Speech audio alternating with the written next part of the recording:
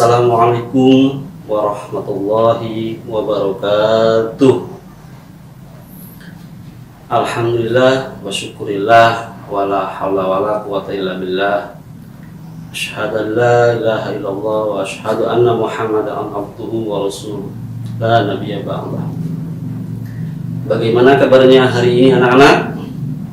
Mudah-mudahan anak-anakku semua dalam keadaan sehat sehingga dapat mengikuti pembelajaran pada kesempatan kali ini. Baik anak-anak, pada kesempatan kali ini materi Al-Quran hadis Bapak mengenai belajar membaca surat. Perlu anak-anak ketahui bahwasannya dalam pembelajaran surat Al-Qadr ini ada 3 indikator pencapaian yang harus anak-anak kuasai. Yang pertama, mampu membaca surat Al-Qadr. Setelah pembelajaran kali ini, anak-anak diharapkan dapat membaca surat Al-Qadr dengan baik dan benar. Yang kedua, setelah pembelajaran kali ini, anak-anakku semua diharapkan dapat memahami arti daripada surat Al-Qadr. Dan yang ketiga, dan indikator yang ketiga, setelah pembelajaran kali ini, anak-anakku semua diharapkan dapat menghafal surat Al-Qadr. Namun sebelum itu, perlu Bapak sampaikan, Bapak masuk pada materi kesempatan kali ini, perlu anak-anak ketahui, perlu Bapak ajukan sebuah pertanyaan kepada anak-anakku semua. Yang pertama, Bapak ingin tahu sejauh mana kalian mengenal surat Al-Qadr, sejauh kalian mengetahui tentang surat Al-Qadr. Surat Al-Qadr, jumlah surat Al-Qadr itu ada berapa? Oke, betul. Jumlah surat Al-Qadr itu ada 5. Ya, jumlah surat Al-Qadr ada 5. Oke, itu yang pertama. Dan yang kedua, di kota manakah surat Al-Qadr diturunkan? Iya, betul. Di kota Mekah. Surat Al-Qadr merupakan surat yang diturunkan di kota Mekah. Nah, perlu anak-anak ketahui juga bahwasannya surat yang diturunkan di kota Mekah biasanya umumnya itu dinamakan surat Makkiyah. Ya, surat Makkiyah. Kalau surat itu diturunkan di kota Madinah, maka dinamakan surat Madaniyah. Tuh. Lalu pertanyaan selanjutnya, dalam Al-Quran surat Al-Qadr ini pada urutan keberapa? Oke, betul sekali. Dalam Al-Quran surat Al-Qadr itu ada pada urutan ke-97. Jadi dalam Al-Qadr ini merupakan urutan yang ke-97. Agar kalian lancar dalam membaca surat Al-Qadr, maka kalian dapat meminta bantuan orang tua, teman, atau siapapun. Ketika kalian membaca surat Al-Qadr, maka tolong diperhatikan ya. Tadi Bapak sudah contohkan cara membaca surat Al-Qadr. Ingat, membaca Al-Quran itu ada aturannya yang harus dipatuhi, yaitu ilmu tajwid. Oleh karena itu, selain kalian belajar Al-Quran, maka kalian juga harus belajar tajwid agar dapat membaca Al-Quran dengan baik dan benar. Nah, itu apa yang tadi kalian lafalkan merupakan surat Al-Qadr, surat yang ke-97 dalam urutan Al-Quran. Ada beberapa keutamaan dalam surat Al-Qadar ini apabila kita membacanya. Namun sebelum itu, kita masuk dulu pada konteks kenapa dinamakan surat Al-Qadar. Surat Al-Qadar ini diambil dari ayat pertama, yakni inna anzalnahu fi lailatul qadr. Ya, nah diambil dari ayat pertama yang artinya merupakan kemuliaan. Kenapa dinamakan kemuliaan? Karena kita sebagai umat Islam ketika membaca surat Al-Qadar, khususnya pada bulan Ramadan, sebagaimana bulan Ramadan merupakan bulan suci dan bulan diturunkannya Al-Quran, sehingga apabila kita membacanya maka akan dilipat gandakan pahalanya. Ya, dalam disebutkan juga bahwasannya apabila kita membaca surat Al-Qadar maka pahalanya itu lebih baik daripada 1000 bulan. Bayangkan 1000 bulan.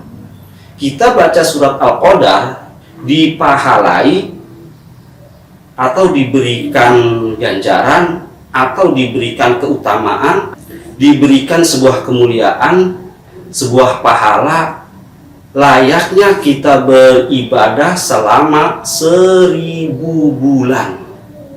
Subhanallah. Ya. Oleh karena itu, anak-anak jangan pernah tinggal untuk membaca Al-Quran. Membaca satu surat Al-Qadar saja dipahalai sebegitu banyaknya. Ya. Tuh. Kemudian selanjutnya ada beberapa lagi keutamaan-keutamaan dalam surat Al-Qadar. Untuk salah satu keutamaan membaca surat Al-Qadar adalah ketika kita membaca surat Al-Qadar maka kita diberikan pahala oleh Allah Subhanahu wa Ta'ala itu layaknya kita beribadah 1000 bulan. Subhanallah, 1000 bulan. Ya. Oleh karena itu, anak-anakku sekalian yang Bapak cintai, jangan lupa di rumahnya untuk membaca Al-Quran. Ingat, sebaik-baik orang itu adalah yang belajar Al-Quran dan mengajarkannya. Percuma saja kalau misalkan kita belajar tapi kita tidak mengajarkan. Ya. Kemudian, keutamaan yang selanjutnya adalah menjadi pengingat turunnya Al-Quran. Seperti di awal Bapak tadi telah singgung bahwa Al-Quran itu diturunkan pada bulan suci Ramadan dan disebut dengan Lailatul Qadar. Itu biasanya kita sering peringati dengan nuzulul Quran di 10 malam terakhir. Kerap kali kita mendengar ketika bulan Ramadan ada istilah nuzulul Quran. Nah, itu salah satunya untuk mengingat bahwa Al-Quran diturunkan pada bulan Ramadan yang ketika itu disebut dengan malam Lailatul Qadar, di mana para malaikat turun ke bumi mencari orang yang sedang beribadah, sehingga ada istilah iktikaf di masjid. Ya, ketika bulan Ramadan di 10 malam terakhir itu ada iktikaf. Nah, anak-anak kalau mau silahkan untuk iktikaf ketika bulan suci Ramadan. Ya, itu ada pahalanya. Itu salah satu sunahan. Keutamaan yang selanjutnya adalah sebagai pembuka pintu rezeki. Sebagai pembuka pintu rezeki. Ya, ketika kita membaca Al-Quran, khususnya surat Al-Qadar, maka kita akan diberikan rizki yang berlimpah dan barokah. Oleh karena itu, jangan pernah meninggalkan Al-Quran, jangan pernah meninggalkan membaca Al-Quran. Apalagi ya kita sebagai umat Islam yang Al-Quran merupakan pedoman hidup kita. Segala sesuatu itu tertuang dalam Al-Quran, tata cara kita beribadah, yang kemudian diterjemahkan oleh para ulama itu dengan fikih, dengan macam-macam. Itu dasarnya dari Al-Quran. Ya, segala kehidupan kita ini diatur oleh Al-Quran sebagai pedoman hidup, sebagai pegangan hidup. Kemudian keutamaan selanjutnya adalah malaikat bersolawat kepada pembaca surat Al-Qadar. Keutamaan malaikat bersolawat kepada pembaca surat Al-Qadar. Jadi malaikat memberikan doa, malaikat bersolawat untuk orang-orang yang membaca surat Al-Qadar.